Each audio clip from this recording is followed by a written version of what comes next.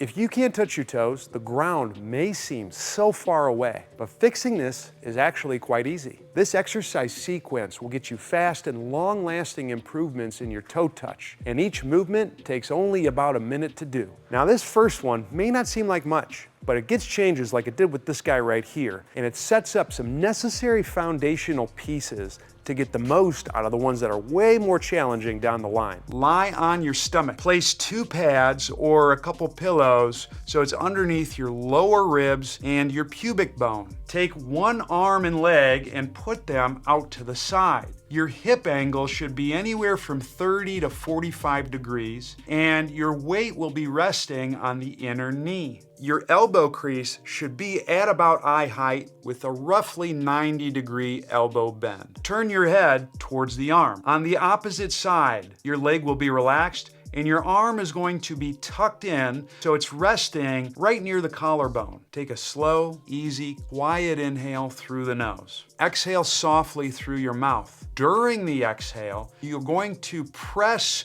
your trunk and your head up by applying pressure through the elbow and knee that are sticking out to the side. The effort on this should be a 3 to 4 out of 10. As you press, keep the lower ribs and pubic bone in contact with the pad. Avoid lifting up and arching your back because that's going to limit your toe touch. Keep this pressure without sagging for 5 more breaths. Switch and do the same thing on the other side. While that move is great at improving your toe touch, it won't last long if you can't get your body into a similar position at higher intensities. That's where you need to progress to this next move. To touch your toes, you have to be able to get your back muscles to relax. If they can't let go, you're going to have a deeper back arch and your forward bend will be restricted.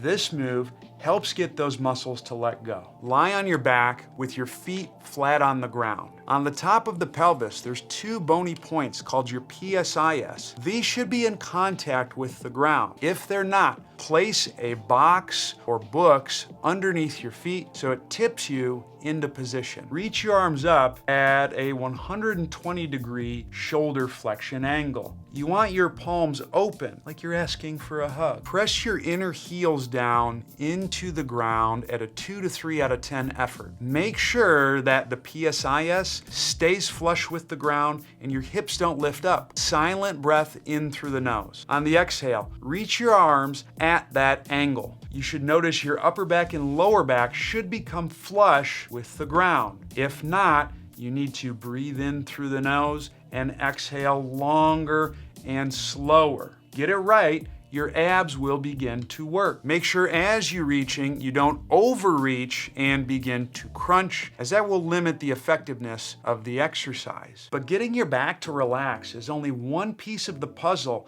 to getting that full toe touch. You also have to be able to get the hamstrings up near the pelvis to relax so you can bend forward all the way. And the key is doing this without cheating through your lower back, which you'll need if you want to master the final moves that I'm going to show you after this one. Lie on your back with your hips at a 90-degree angle and your arms at a 100-degree angle. Straighten the knees so your weight is on the PSIS of your pelvis. Take a silent inhale through the nose. On the exhale, reach the arms forward, which will help keep your upper and lower back flat on the ground. Avoid overreaching and crunching, otherwise you're going to feel this mostly in your lower back. You'll inhale and lower one leg. Exhale back to the start. Do the same thing on the opposite leg. Make sure to keep the entire back flat as you lower. With the previous exercises, you've built up all the individual components needed for a perfect toe touch, and you'll need some ramps or a couple books to do it. Place your heels on the ramps and get a yoga block or a small ball to put between the knees. Straighten the knees, but don't lock them out forcefully. Bend forward as though you're going to touch your toes, but just let your arms dangle. Don't force this stretch. Here's how we're going to get the toe touch. Take a breath of air in through the nose. As you do so, shift your weight towards your outside heels. On the exhale, shift your weight towards your inside heels. Here's how we can kick that up a notch to get even better results. And all you're gonna do is flip the ramps or the books. Same setup with the yoga block, the knees, and the bend forward, and you're even going to keep the breaths the same. In through the nose, weight on the outside heels, out through the mouth, weight on the inside heels. But what if your squat also isn't that great? Check out this video. It has my best progression to get you to squat deeper wicked fast.